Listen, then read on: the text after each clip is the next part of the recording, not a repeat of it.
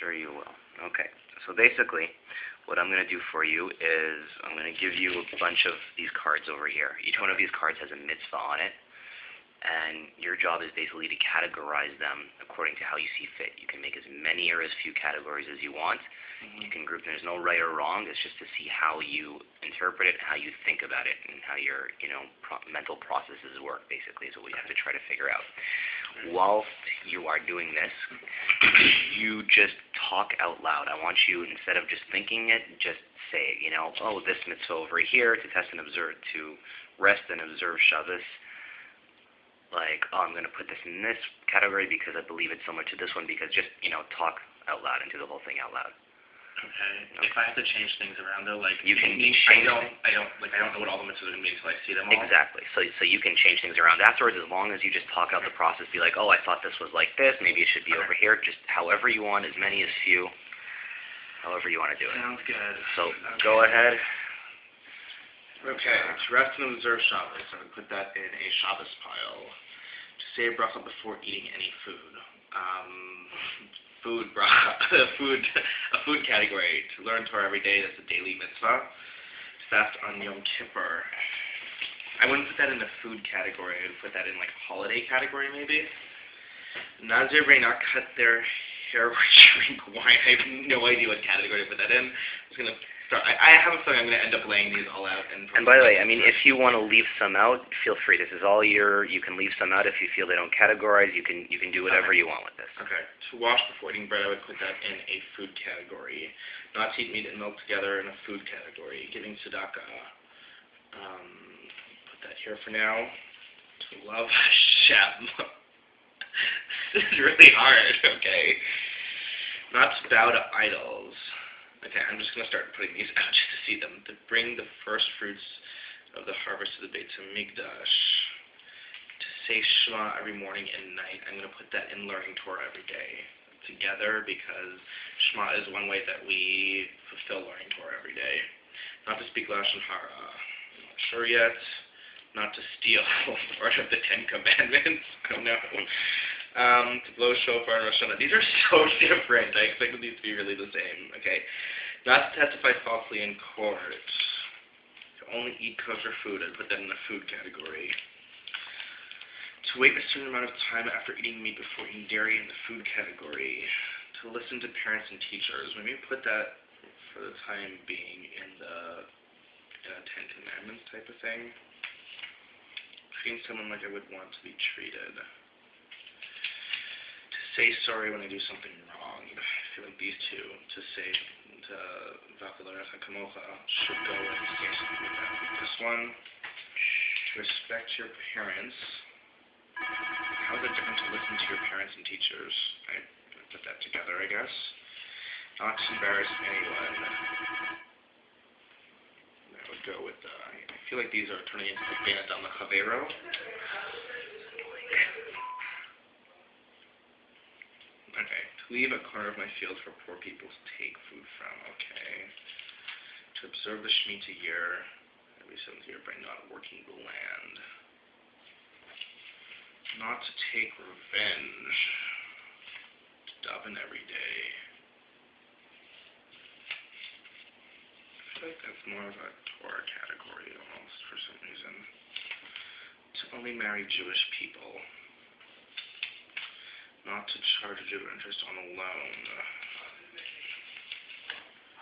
To help my brother and He's busy. Can you call back?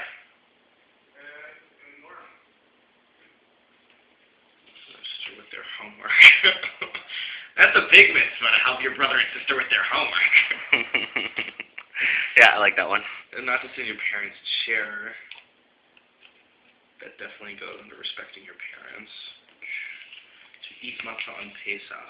That goes on some sort of that category with the fasting, because it's part of the holiday. To eat on Sukkot, also would put in there. Not to kill.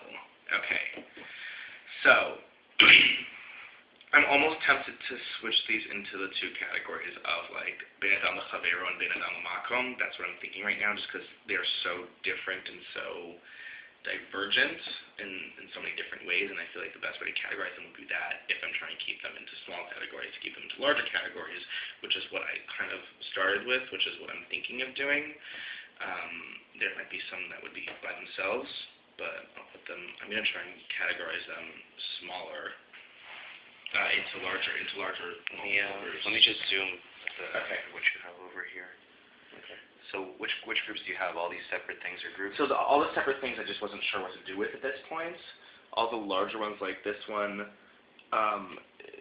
like I put them into groups based on sort of they're having similarities. Like this is all Hagim. This is more of like a Torah and directly to God, like daily God things. This all has to do with food. They actually put it 10 Commandments, but it's largely about parents. So which would really put the not to kill in there as well. Not to develop idols is there as well.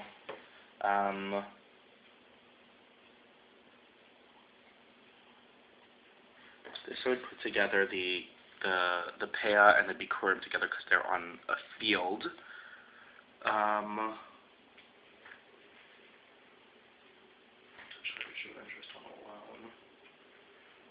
Only marry Jewish people. Must testify falsely in court. Not to speak Lashon Hara. For the Shemitah year that I would put with the field. Shimon Foreign Lashon I would put with Chagim. I didn't do that before.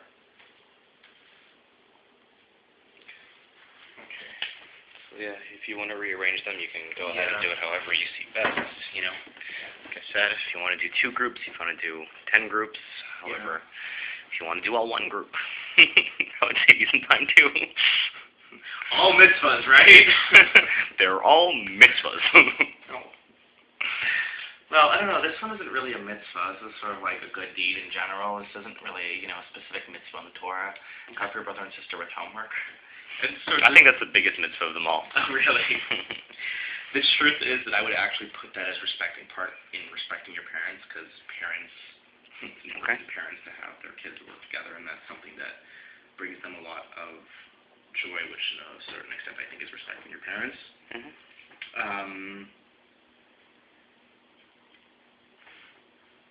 To rest and observe Shabbos. I put that with Chagim, because Shabbos and Chagim sort of fall together into one category in my mind. And Jewish people, not to charge interest to a Jew. I'm going to put not to charge interest, not to take revenge, and not to testify falsely in court as like a generic Ben Adam Chavero. Okay. And to put them, I guess, together with the to say sorry when you do something wrong and not to embarrass anyone. I put those all together because those are more generic Ben Adam Chavero. Getting to that, I put in there also. To only marry Jewish people is really like